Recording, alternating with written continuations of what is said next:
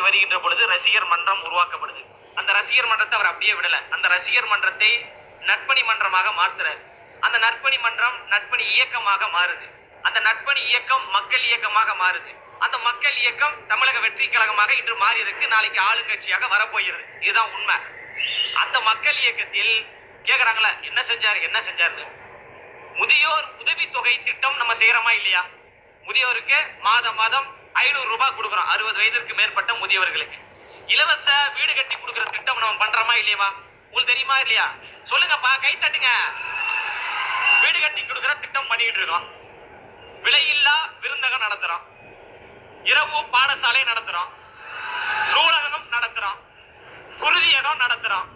வெளியகம் நடத்துறோம். இதெல்லாம் ஏன் எங்க அண்ணன் தனியரசுக்கு தெரியல அப்படின்னு போது எனக்கு மனசு ரொம்ப வருத்தமா இருக்கு.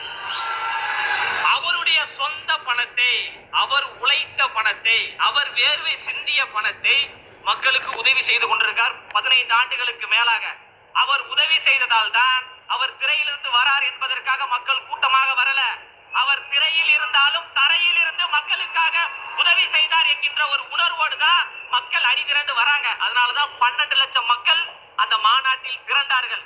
மாநாடு நடத்த முடியாது, மாநாடு நடத்துவதற்கு இவருக்கு ஒன்னும் தெரியாது, அவங்க நெருக்கடி கொடுக்குறாங்க, இவங்க நெருக்கடி கொடுக்குறாங்க, பயந்துருவாரு அப்படின்னு சொன்னாங்க. ஆனா ஒட்டுமொத்த இந்தியாவும் திரும்பி பார்க்கக்கூடிய மிகப்பெரிய மாற்றத்தை உருவாக்கக்கூடிய மாநாடை நடத்தினாரா இல்லையா? நாங்க யாருக்கும் பயந்தவங்களாம் கிடையாதுங்க. நீங்களே ப்ரொடியூசரா இருப்பீங்க, நீங்களே தியேட்டரை நீங்களே வச்சுப்பீங்க, நீங்களே ஆட்சி நடக்கும், உங்ககிட்டயே அதிகாரம் இருக்கும், நீங்களே கள்ளசாராய